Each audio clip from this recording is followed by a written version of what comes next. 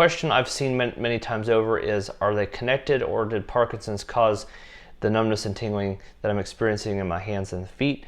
And the short answer is yes. Peripheral neuropathy is directly related to Parkinson's disease in many cases. Peripheral neuropathy can manifest itself as the result of things like diabetes mellitus, where due to nerve damage from diabetes, you can get peripheral neuropathy in the hands and the feet. But Parkinson's disease can in and of itself result in peripheral neuropathy, and the scope of this video is to discuss how and why that may happen. The short answer of why it happens in Parkinson's disease is that B6 and vitamin B6 and B12 deficiencies have been directly correlated and related to be causal in peripheral neuropathy in Parkinson's disease. So just a short lesson in why B6 and B12 are important. Vitamins B6 and B12 each separately and together help to basically regulate healthy nerve function.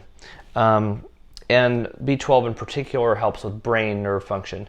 But any neural tissue in the body, essentially, vitamin B6 and B12 are directly involved in the health of that function.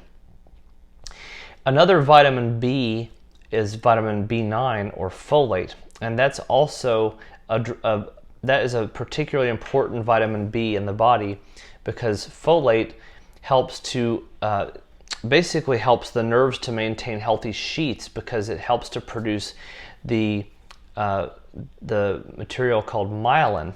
So myelin is essentially an insulator. So it keeps nerve signals efficient, and keeps nerve signals, or the electricity in the nerve cells, from escaping. So essentially you get nice smooth action potentials conducting through the nerves, the axons and the neuron, from the neuron through the axon to its endpoint.